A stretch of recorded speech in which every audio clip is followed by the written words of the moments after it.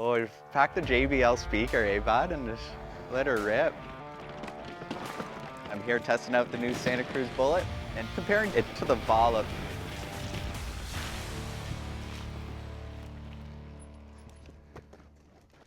Hey guys, it's Tom from Evo Whistler, and I'm here checking out the new Santa Cruz Bullit.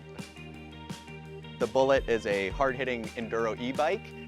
It's the long travel version of the Vala, basically. So we're gonna try some steeper shoots, kind of some techie bits, and just see how this bigger platform handles some of those gnarlier hits.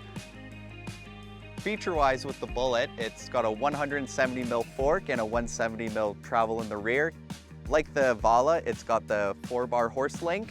So although we haven't got the VPP that we know and love from Santa Cruz, the 4-bar, which allows that new Bosch motor to fit in there, is really the way, I think, for this bike. It's a Mullet setup here, so that smaller rear wheel is going to make turning a little bit easier. Still with that big front 29-inch wheel, we're going to be able to monster truck over anything that comes in our way.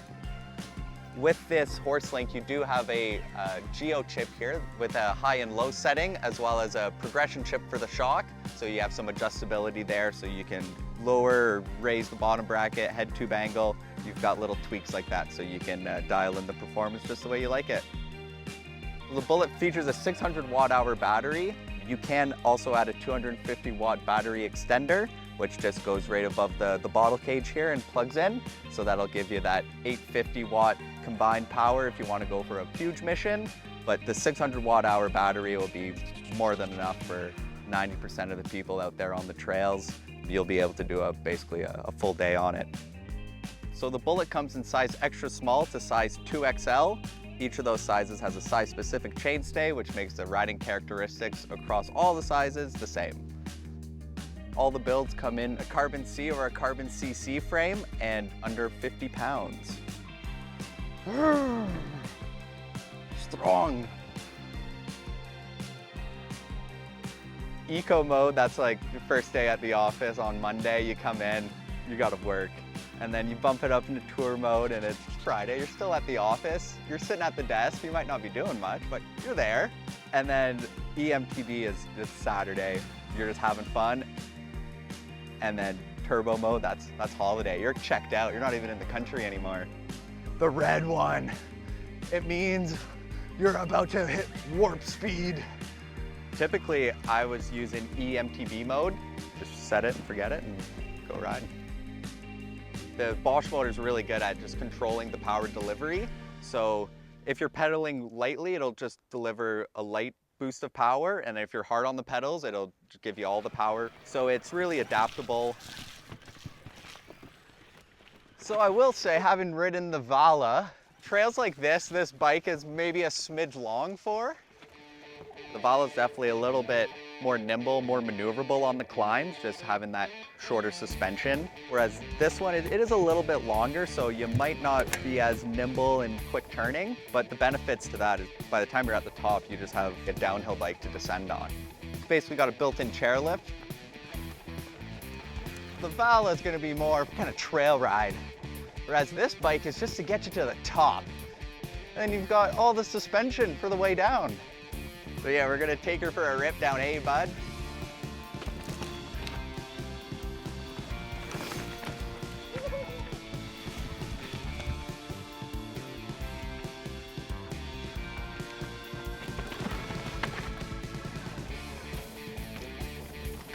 Well, some wet roots does not matter on this bike.